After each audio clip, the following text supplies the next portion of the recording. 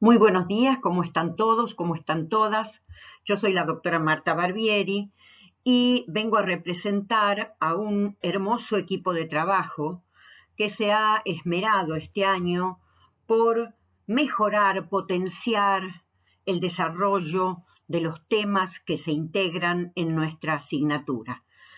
Hemos puesto todos mucho esfuerzo y ahora finalmente incorporamos un tema nuevo al final del trayecto recorrido que esperamos que hayan disfrutado. Por nuestra parte, estamos muy contentos y contentas por los esfuerzos realizados. Focalizamos así al final, casi en el punto de llegada, que a la vez constituye un punto de partida, porque la historia nunca se concluye, con un tema muy importante a nuestro criterio, que es la historia de China. Una historia que nos permitirá comprender su presente, como así también la problemática de la globalización y de una pandemia que constituye el mayor flagelo que afrontamos los seres humanos en la actualidad. Nos ubicamos así en la unidad 3, última del programa, que trata sobre la crisis y reordenamientos del capitalismo y los liberalismos a la globalización y los impactos de esa pandemia a la que me refería. Focalizamos entonces el modelo comunista en China y lo hacemos a través de estas imágenes del yin y el yang que conforman una parte esencial de la cultura china, estructural de la cultura china, en donde esa cultura se aleja del raciocinio occidental, del principio aristotélico de lo no contradictorio. Es decir, que algo no puede ser una cosa y otra a la vez. ¿Es blanco o es negro?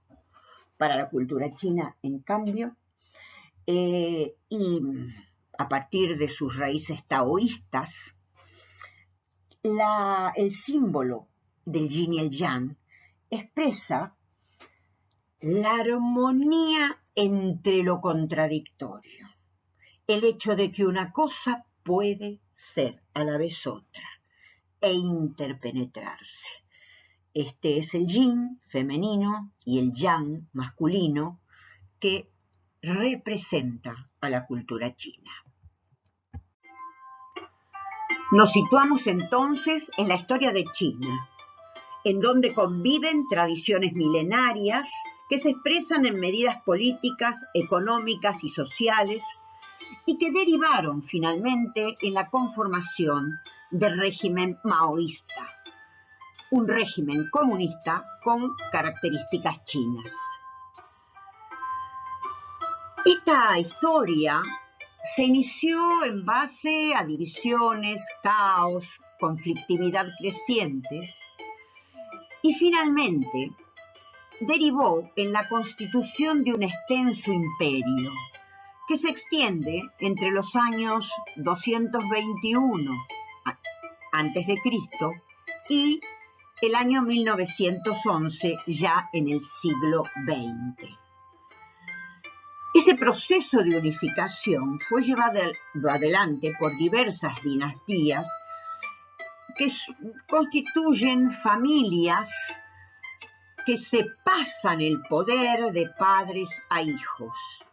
Fue una época de mucho fermento intelectual, de competencia entre escuelas de pensamiento y en la que se fue construyendo una gran muralla, que ustedes pueden ver en esta diapositiva, para defender el territorio norte del ataque de los mongoles, de los ataques que provenían de la Manchuria.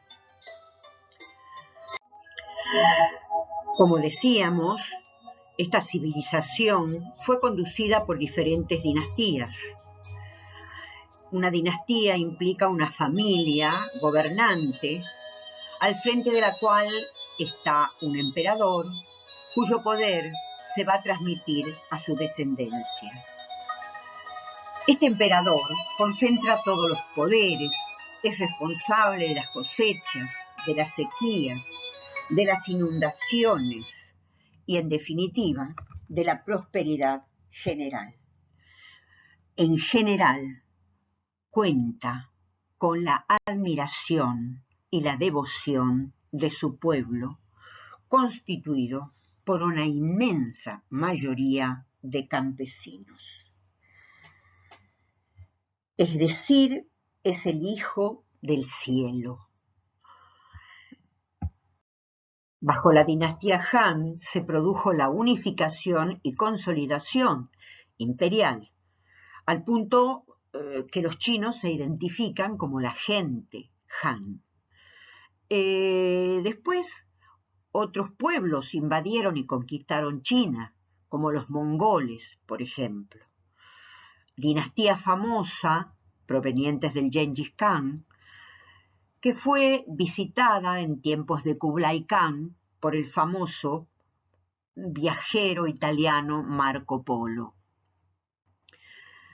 Se abrieron rutas comerciales hacia Asia Central y Europa y a su vez esta dinastía, los miembros de esta dinastía de mongoles fue derrotada por otras. Podemos mencionar a la dinastía Ming por la enorme actividad marítima y comercial, y a la dinastía Qing, que fue la última dinastía manchú, que realizó al comienzo una campaña de expansión, por ejemplo, hacia la isla de Formosa, que ustedes pueden ver, hacia el sur de la península de Corea y de las islas de Japón en el mar de la China.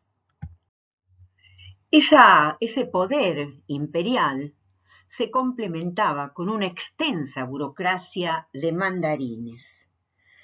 El sistema de selección de funcionarios era un procedimiento para mantener la estructura rígida del imperio.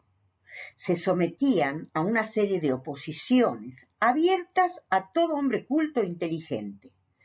Es decir, que los cuadros de mando no constituían una casta cerrada, noble o militar, sino que estaban al alcance de todo el mundo que fuese capaz de estudiar sin reposo durante más de 15 años, sobre todo los valores y postulados del confucianismo, que sería inherente a lo que es la cultura china. Otro elemento enormemente práctico era el sistema de la responsabilidad colectiva. Es decir, si alguien cometía un delito y no podía pagar la multa o lo que correspondiera, toda su familia debía responder por ello. El pueblo tejía una red de desconfianzas y delaciones de mayor eficacia que la más competente policía. Ese sistema de responsabilidad colectiva siguió vigente incluso hasta la China contemporánea.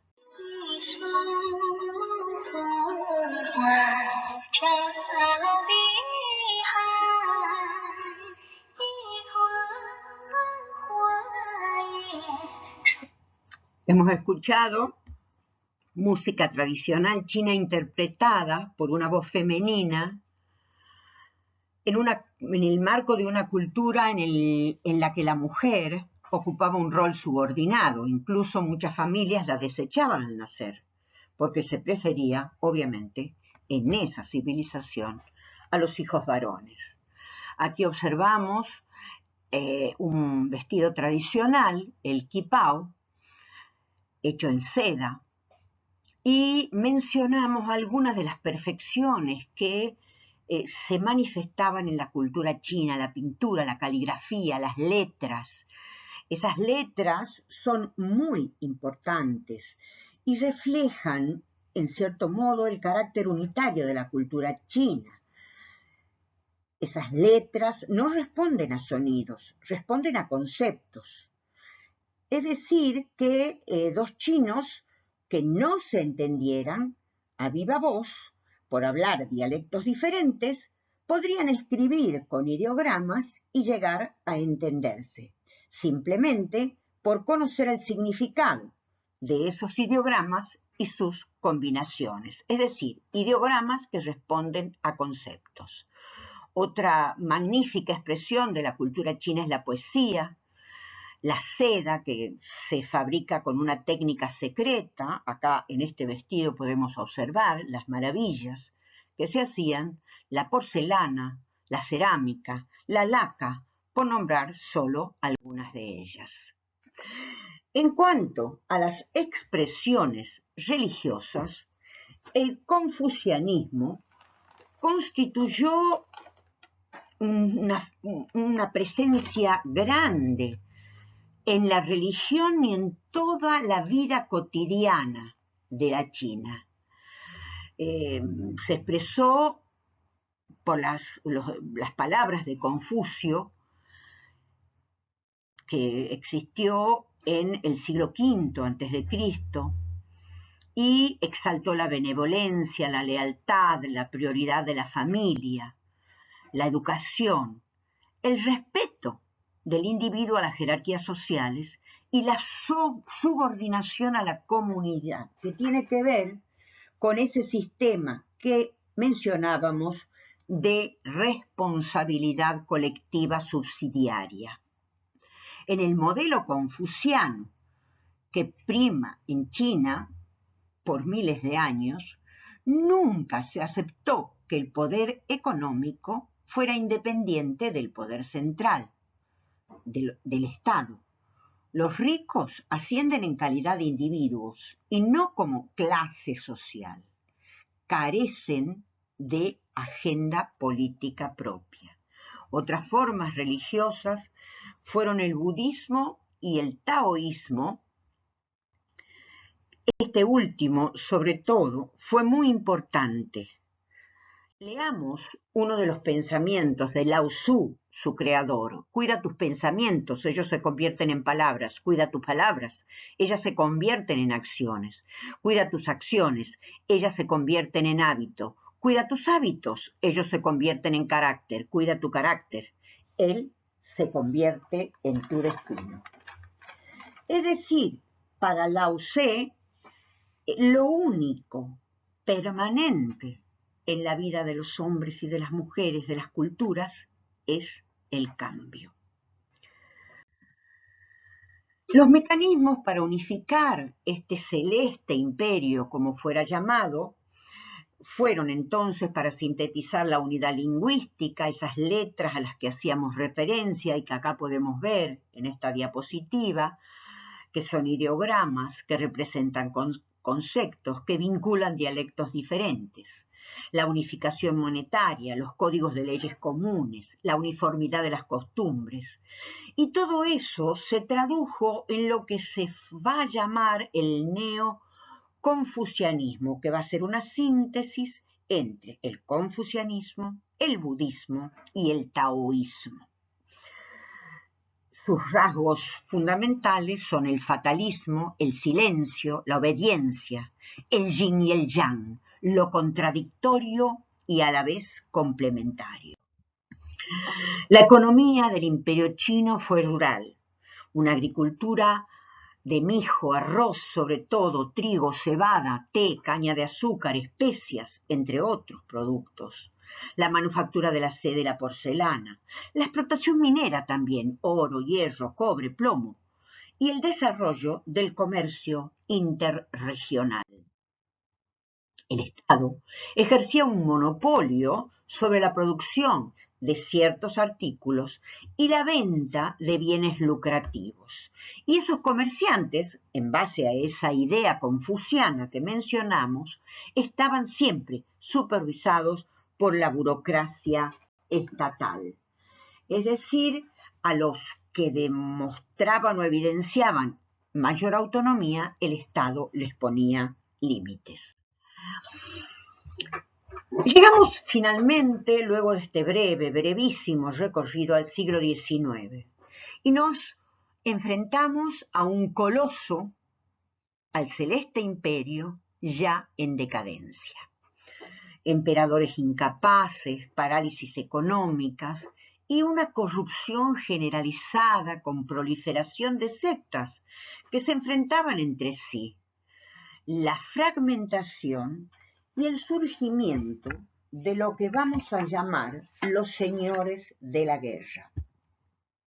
Es decir, que el gobierno debilitado frente a la crisis generalizada fue entregando poder a los señores locales, y esos señores locales armaron su propio ejército y se enfrentaron a las sectas, por lo que ante este caos el imperio multiplicó los impuestos y se produjo un empobrecimiento generalizado del sector campesino, un sector campesino súper explotado por las prebendas que exigían los señores de la guerra y los impuestos que cobraba cada vez a mayor nivel el Estado central. La dinastía Manchú, en decadencia, insistimos, se abrió a intereses foráneos. Y entonces penetraron en China, capitales extranjeros, que se combinaron a veces con capitales locales y que dieron lugar a la modernización, sobre todo de las regiones portuarias, que pudimos identificar en la diapositiva anterior. Y frente a esas regiones modernizadas, el interior rural siguió viviendo en el atraso y la miseria. Ello produjo una gran ola migratoria hacia las ciudades, sobre todo las ciudades portuarias, y allí los campesinos se integraron a un proletariado súper explotado por el Estado, por los capitales extranjeros, por los capitales locales. Esta penetración de capitales extranjeros refleja perfectamente en China, sobre todo a lo que denominamos en su momento, siguiendo a Hobsbawm, el imperialismo informal. El Reino Unido fue el abanderado en este proceso y llevó adelante, en forma muy violenta, el llamado comercio del opio. El opio era un producto desconocido en China, pero los ingleses lo introdujeron en función de obtener ganancias enormes y se convirtió así en un flagelo para el pueblo chino. El imperio trató de oponerse a la entrada de opio y se desarrollaron las llamadas guerras del opio entre 1839 y 1842 y entre 1856 y 1860. Acá podemos ver un fumadero de opio y comprobar por qué el opio se convirtió en flagelo y además constatar el triunfo extranjero en el Tratado de Nankín con Inglaterra, que logró controlar puertos, ocupar Hong Kong, que fue arrendado por 99 años, y exigió además, más allá de haber sido el agresor, una fuerte indemnización al imperio chino. Otras potencias imperiales, y lo podemos ver en este mapa, también desarrollaron intereses económicos fuertes en China. Nos referimos a Francia, Estados Unidos, Rusia, Alemania, Italia, Japón. Y aquí vemos plasmado a través de distintos colores las zonas de influencias respectivas. Estados Unidos planteó la política de puertas abiertas, es decir, el derecho de extraterritorialidad. ¿Qué quiere decir? Que los funcionarios chinos no podían juzgar a representantes de esas naciones con intereses comerciales, financieros en China.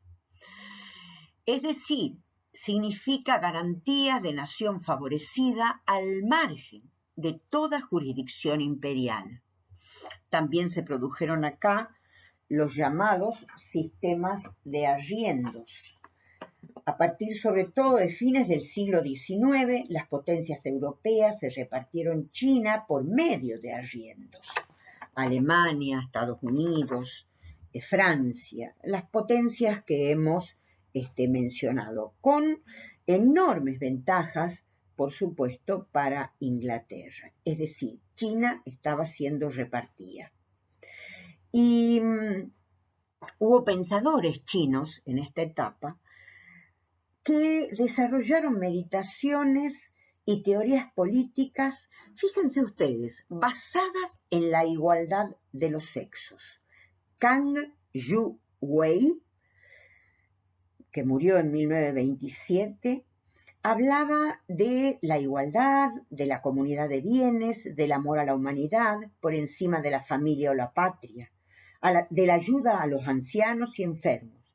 Todo ello en forma muy semejante, por ejemplo, si ustedes lo recuerdan, a algunos sociólogos del utilitarismo que estudiamos cuando analizamos el tema del liberalismo. Esa realidad implicó para China modernización y atraso. También la emergencia de un sector burgués que convivió, ya lo dijimos, con empresas extranjeras. Se dedicó al desarrollo de industrias livianas y convivió con una población que era mayoritariamente rural, pese a las migraciones, y sobre todo tradicional, que vivían en duras condiciones. Su cotidianeidad era absolutamente inferior a la de los sectores más privilegiados. Vamos a insistir en que pagaban excesivos impuestos, en que apelaban a usureros y que además la producción de sus tierras pequeñas, limitadas, no podían producir como debían haberlo hecho por el culto a los antepasados. Es decir, los chinos acostumbraban a enterrar a sus antepasados en sus propios terrenos y eso, obviamente, quitaba espacio para producir bienes agrícolas. Pese a ello, China experimentó un crecimiento demográfico sostenido y continuó perdiendo tierras. En 1894-95 se enfrentó a Japón en una guerra desastrosa para este imperio.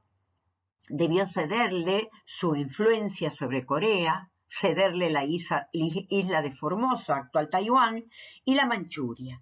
También el imperio de los zares obtuvo enormes ventajas y se le exigió a China el pago de indemnizaciones que la comprometieron a su vez económicamente con Francia y Rusia, que desarrollaron préstamos para que pudiera el imperio afrontar dichas indemnizaciones. Se produjeron nuevos avances de las potencias imperialistas sobre este imperio milenario, Inglaterra en el Tíbet, en Mongolia, Rusia, Japón en Manchuria y a la vez ganó, a partir de 1910, una mayor presencia en toda esta situación. Produjo la exaltación del nacionalismo chino, promovido en parte por la emperatriz Manchú, dinastía en decadencia, lo recordemos. Y uno de sus capítulos más duros fue la llamada Guerra de los Boxer. Se trataba de un grupo despectivo, ignorante, adulador, sobre todo de la emperatriz, que era conocida como los Boxer, que significa puños justicieros y armoniosos, cuyos ejercicios recordaban a los del boxeo inglés, y ellos fueron quienes les dieron este nombre. Generaron una conflictividad enorme, rompieron contra muchas de las tradiciones, por ejemplo, cortaron trenzas, y generaron una conflictividad creciente. A la vez se fundaron nuevos partidos, fueron derrotados, por supuesto, y se fundaron nuevos partidos, como el Kuomintang, que fue un partido nacionalista chino que fue creciendo bajo el liderazgo del doctor Sun Yat-sen, que admitió principios entre liberales y marxistas suavizaron.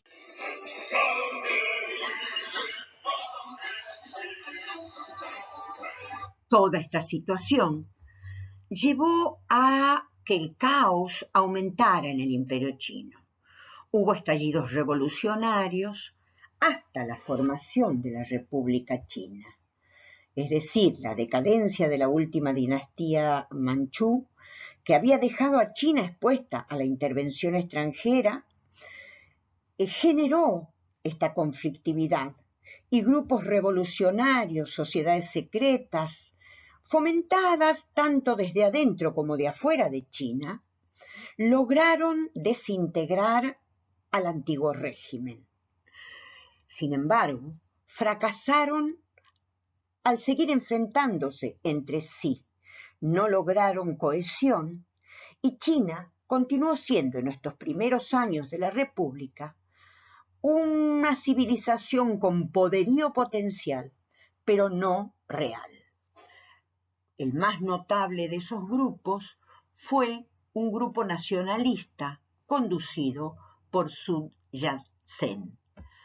Resurgieron los señores de la guerra, con su personalismo y guerras intestinas. A la vez se levantaron los estudiantes de las ciudades, se opusieron a las jerarquías, exigieron el empleo de la lengua vulgar de la mayoría. Mientras que por su parte, la URSS trató de influenciar a estos grupos, pero a través de diferentes consejeros que envió a China, que en realidad preconizaron políticas incompatibles.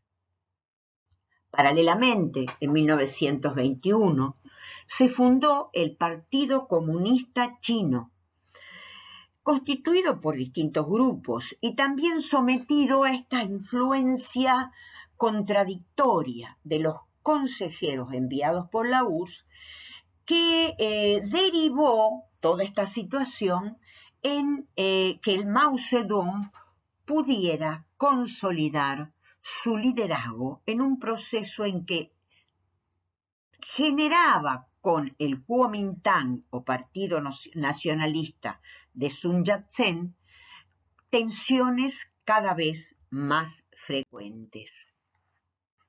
Sun, en realidad, había preconizado una serie de puntos, de valores, de objetivos, que denominó nacionalismo, democracia y posibilidad de una vida para todos.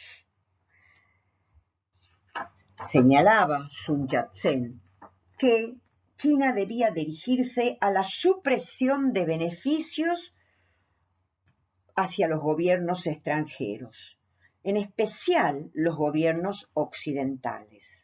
Además, pretendía una democracia, pero una democracia que debía sobrevenir luego de la educación del pueblo.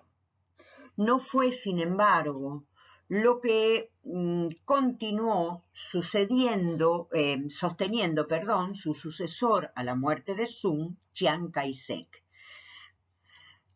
Chiang Kai-shek se había formado en la URSS, pero pronto evidenció los rasgos fascistas de su gobierno, autoritarios, totalitarios, también podemos decir. Se opuso a la penetración japonesa y a la vez llevó adelante una serie de acuerdos con los gobiernos extranjeros, es decir, en oposición a lo que había preconizado Sun, pactó con ese gobierno, con esos gobiernos extranjeros, con la ayuda del crédito internacional y con un sistema de impuestos muy puntual sobre el territorio que dominaba, emprendió la labor de reconstrucción y construcción de vías férreas en sentido este-oeste para completar la línea existente de carreteras. Inició la edificación de una industria pesada, desconocida hasta entonces en China, y fue oponiéndose y tensionando las relaciones con los comunistas que debieron migrar hacia el interior.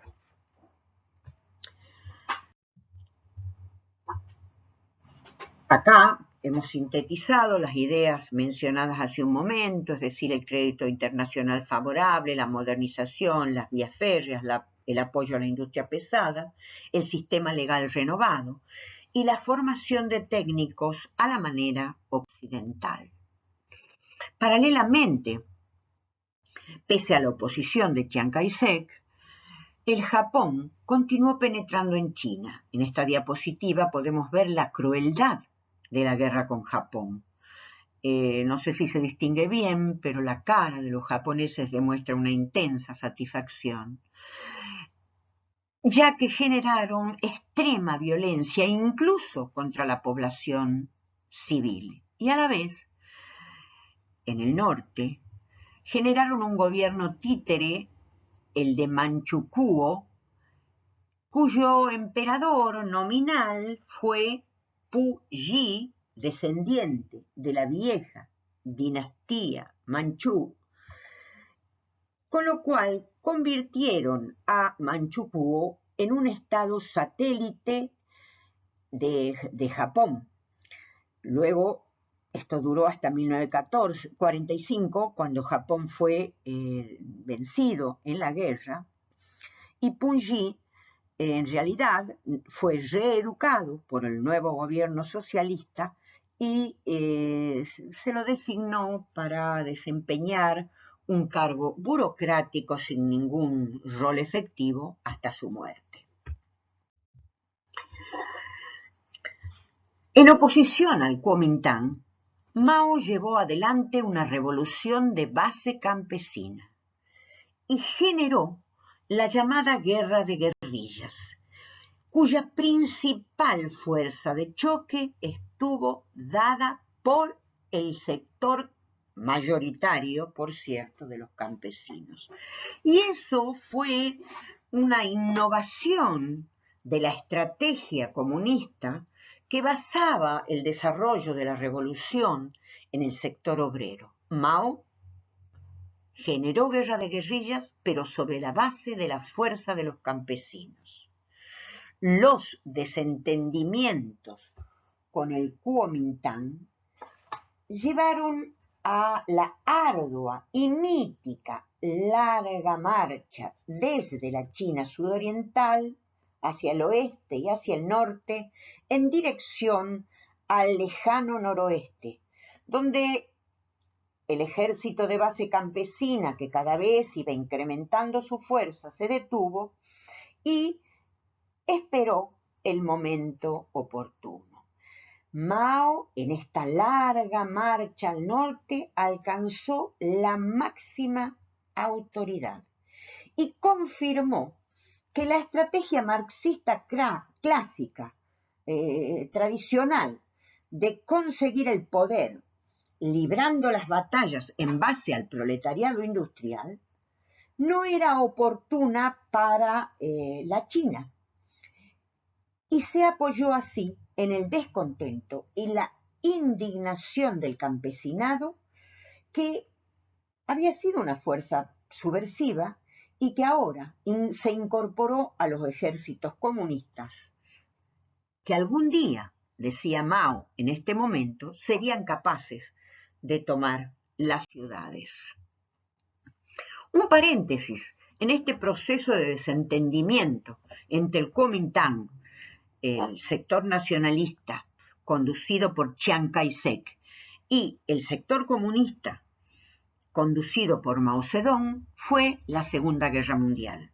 La URSS se esmeró en ordenar al sector comunista sobre todo la superación de sus diferencias con el Kuomintang y lograr un acuerdo con los nacionalistas. Mao lo hizo, pero siguió confiando en el campesinado para concretar la revolución. Y logró escaso apoyo del sector de Chiang Kai-shek. Las tensiones fueron constantes y en realidad la URSS adoptó una posición absolutamente ambigua. El Partido Comunista fue quien más resistió a los japoneses que habían invadido China. Esta invasión está muy bien retratada a la manera de Hollywood, en una película denominada El Imperio del Sol, que ustedes pueden verla porque es una buena película más allá de su sentido hollywoodense.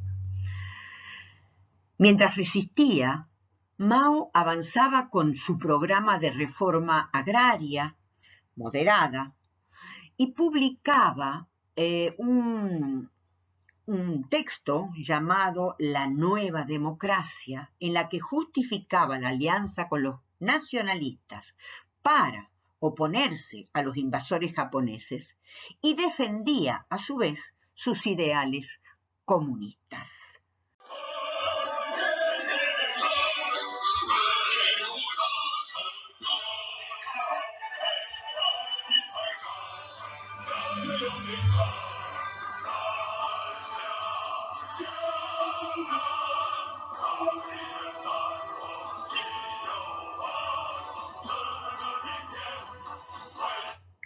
Bueno, con este fondo musical, que es música revolucionaria, nos situamos en la posguerra.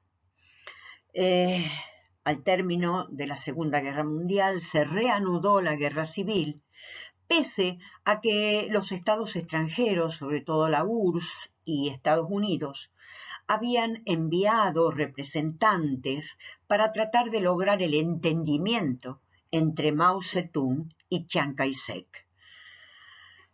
No lo lograron, por supuesto. El último de ellos fue el general Marshall, que actuó en la Guerra de Corea. Y a la vez podemos comprobar que el liderazgo de Chiang Kai-shek continuaba su descenso por la corrupción y por la sucesión de protestas estudiantiles que fueron debilitando al Partido Nacionalista, al Kuomintang.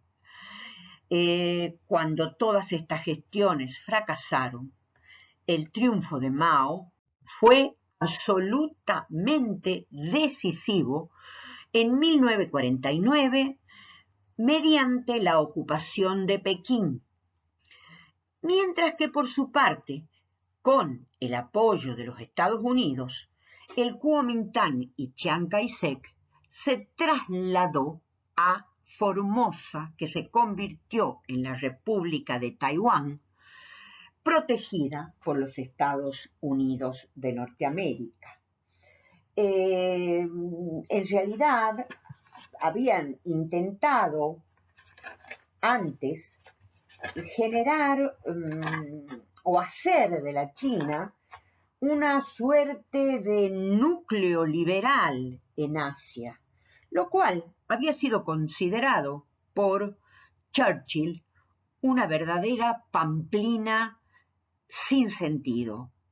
No lo lograron, como venimos diciendo, y finalmente el Partido Comunista, bajo el mando de Mao Zedong, que podemos ver adorado por sus seguidores en esta diapositiva, lograron el triunfo y provocaron la huida del Kuomintang a Taiwán.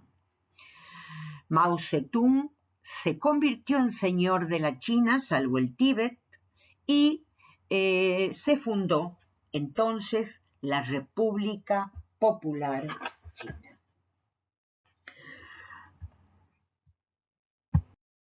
El apoyo soviético hacia esta nueva revolución se dio con reservas, a través de una visita de 2 meses de Mao y funcionarios chinos a Moscú. Lograron créditos y aportes técnicos a través de técnicos de la URSS que se trasladaron hacia la China, y además China logró una gran relevancia internacional a partir de su intervención en la Guerra de Corea. Y según el historiador Peter Calvo Coresi, se convirtió en un fuerte factor para evitar, ya que ninguno de los grupos en pugna pudo triunfar, evitar la unión de Corea del Norte con Corea del Sur y mantener el sistema comunista en la Corea del Norte. La relación con Moscú atravesó distintas fases. Se mantuvo aproximadamente hasta 1956, cuando inició un fuerte deterioro y sobre todo en el momento en que Khrushchev en la URSS emprendió la demolición de la memoria de Stalin, es decir, la desestalinización de la URSS que en realidad afectaba los principios doctrinarios de Mao Zedong y sobre todo ello se acentuó bajo el gobierno de Brezhnev cuando la URSS realizó sus intervenciones en Checoslovaquia y la doctrina, en base a la doctrina de Brezhnev, de apoyar, digamos, fuera de las fronteras de la URSS en defensa del socialismo y del bloque socialista en su conjunto. Se fueron dando sucesivos incidentes que llevaron a que China y la URSS conformaran como dos modelos comunistas en pugna, diferentes.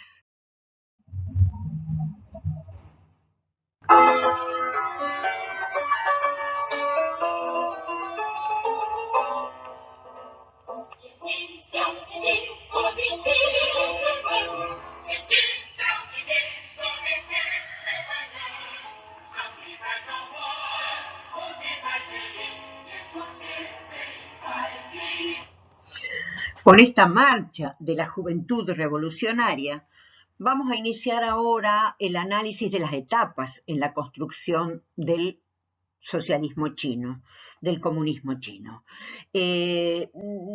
Nosotros sabemos que toda periodización, que toda división que se hace de los tiempos, de los procesos históricos, es siempre relativa.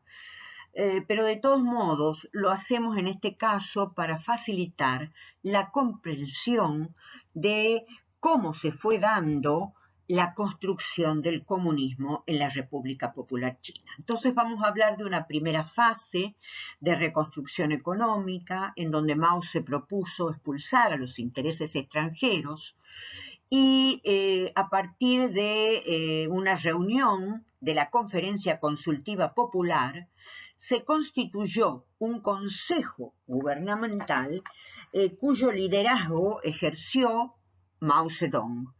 A la vez se promovió una reforma agraria con mantenimiento, en esta primera etapa, de la propiedad privada. La segunda fase va a estar dominada por el desarrollo del llamado primer plan quinquenal entre 1953 y 1957. En ese primer plan quinquenal se dio un proceso de industrialización acelerada con apoyo soviético que permitió instalar fuentes de energía, industria siderúrgica, metalúrgica, industrias químicas que, como ustedes saben, fueron motores en el proceso de la segunda revolución industrial en la Europa occidental. Se crearon nuevas plantas y nuevas ciudades industriales, mientras el pueblo aclamaba a su líder Mao Zedong. En 1954 se constituyó el Estado unitario a través de la Constitución de 1954. Ese Estado unitario estaba regido por una dictadura democrática popular cuyo supremo órgano legislativo era el Congreso Nacional del Pueblo. Y de allí emergía un Consejo Central que estaba conducido a su vez por un presidente. Y por supuesto, la decisión de quién ocuparía ese rol fue la de elegir a Mao Zedong. Es decir, se trata de un Estado democrático popular, le llaman, conducido por el Partido Comunista, a cuyo frente está Mao Zedong. Este fue el momento de la campaña de la llamada campaña de las 100 flores.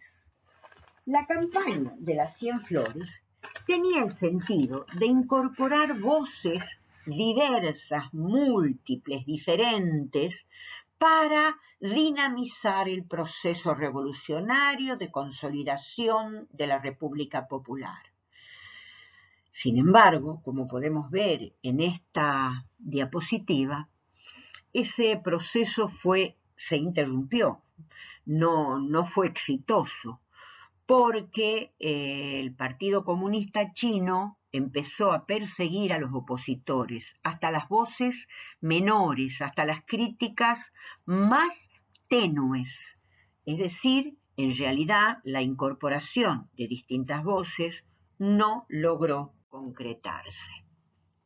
Y entonces vamos a estar ya situándonos en la tercera fase de la Revolución China, de la consolidación de la República Popular China, momento en que se dicta en 1958 el segundo plan quinquenal y momento en el que, digamos, se condujo a velocidad de crucero, dicen algunos autores, esa industrialización acelerada de la China popular. Es el momento en que se habla del gran salto adelante, que debía hacerse mediante la agricultura y la industria en forma simultánea, y que incluyó además un programa que, por cierto, fue exitoso, de desarrollo nuclear. Lo más importante de ese gran salto adelante fue el establecimiento de las llamadas comunas populares. Esas comunas populares debían ser autosuficientes. Se fundaban en el modelo soviético de los años 30, con reforma agraria y militarización de los campesinos colectivizados.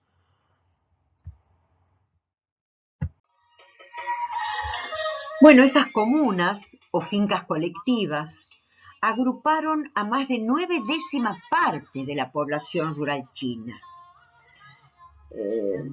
Se llevaba allí una vida absolutamente comunitaria. Eran centros rurales compuestos por unas 2.000 familias aproximadamente, es decir, unas 10.000 personas. Todos tenían que trabajar, hombres y mujeres. La vida en familia no existía. El tiempo libre, el tiempo de trabajo, estaba dedicado a la comunidad. La escuela servía como centro de instrucción de adultos y niños. Los niños eran recluidos en realidad en guarderías y criados por personal adecuado. Las comidas, los baños, toda la vida se desarrollaba en común para obtener el máximo rendimiento posible de toda la mano de obra disponible. Este movimiento de comunas populares se extendió incluso hasta los centros urbanos, para lograr así la recuperación para el trabajo de los elementos que todavía no se habían solidarizado con la revolución. De manera tal que esas comunas fueron parte de lo que se llamó, como señalábamos, el gran salto hacia adelante. 100 flores y 100 escuelas para continuar, seguía sosteniendo Mao. Pero ese gran salto, que llegó a extremos tremendos en muchos lugares, porque las casas, los árboles, las aves de corral, las pequeñas herramientas se habían convertido en propiedad comunal, fracasó completamente, es decir, no produjo los resultados naturales, a la vez que una serie de desastres naturales se tradujeron en carestías, en hambre, en dificultades, que hicieron aún más terrible el fracaso del gran salto adelante y el experimento que estaba destinado a impulsar la producción agrícola y también la producción industrial.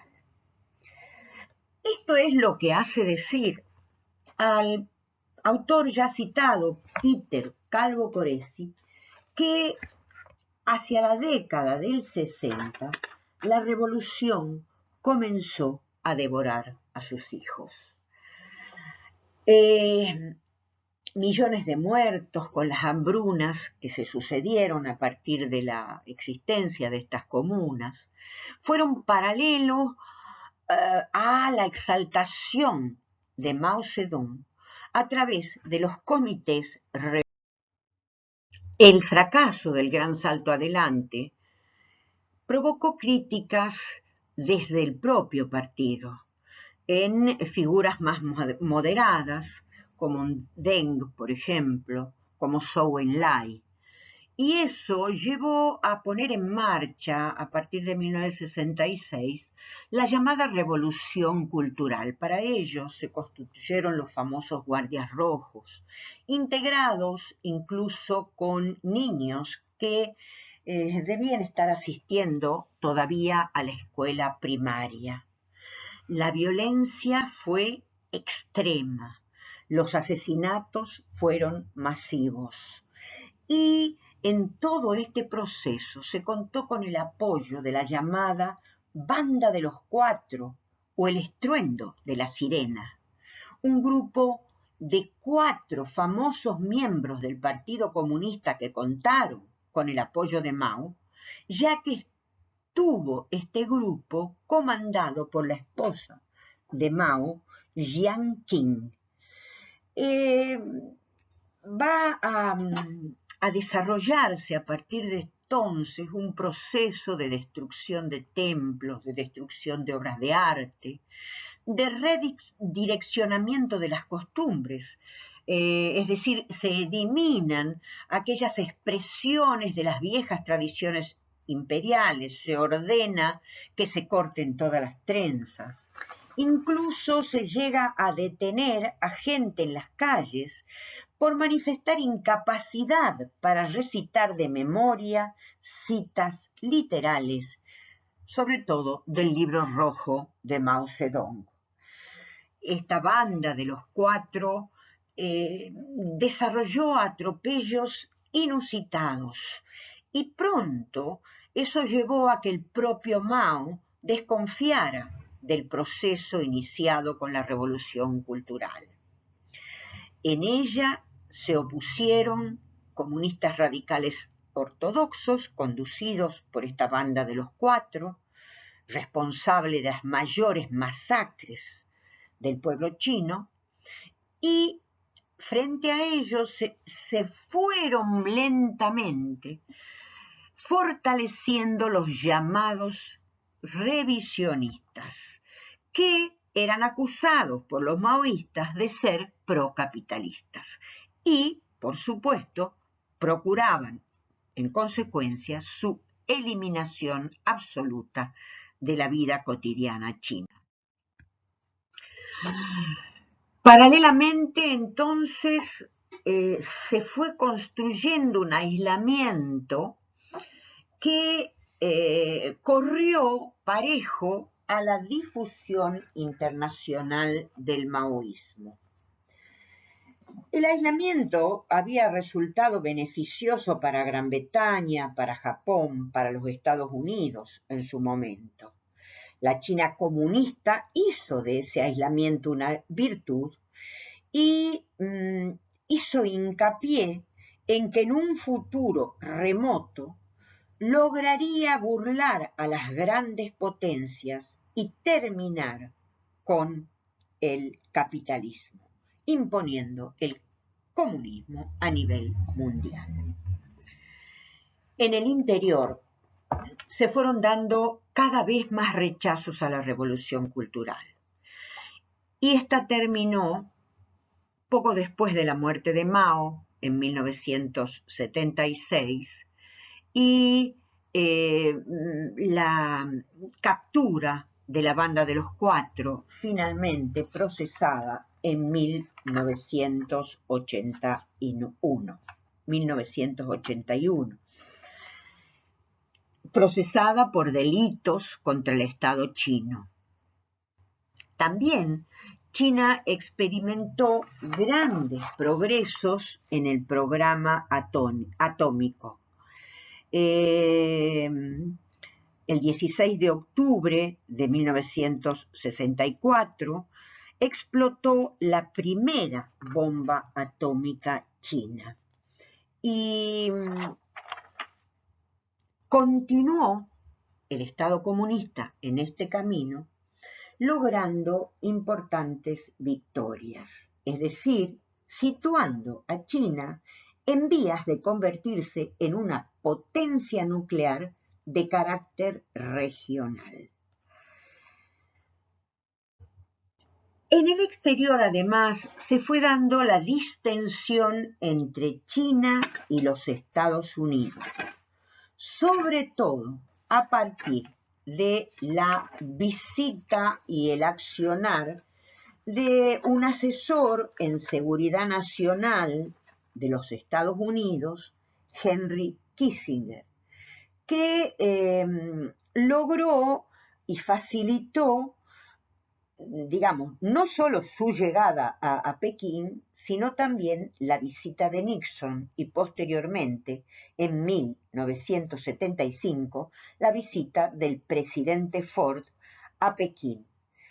En ninguna de estas oportunidades se le dio un contenido profundo a los encuentros, pero al menos sirvieron para cambiar la visión que las grandes potencias tenían de los asuntos internacionales. A partir de la superación de la revolución cultural y de la muerte de Mao Zedong, vendrían nuevos tiempos. La China comunista seguiría nuevos rumbos. Y aquí vemos una imagen del yin y el yang, en el cual un color interpenetra el otro en armonía complementaria, constituyen una unidad. El taoísmo había proclamado ya que lo único permanente era el cambio. Si en el devenir algo falla, se toma el camino contrario. Incluso se dijo que cuando el gran timonel Mao Zedong se volvió ortodoxo, dogmático, encalló abruptamente, fracasó y entonces se hizo necesario un nuevo camino. Y ese nuevo camino estuvo marcado por la presencia de Deng Xiaoping y la adopción de un capitalismo de Estado, una economía de mercado, pero a la manera china. Es lo que vamos a analizar en la segunda parte de esta clase. Esa segunda parte va a estar a cargo del profesor René Álvarez, otro miembro de este equipo del que nosotros tenemos el orgullo de pertenecer. Muy bien, mucha suerte, estudien mucho y todo va a salir bien. Ya vamos a vencer al COVID. Hasta pronto.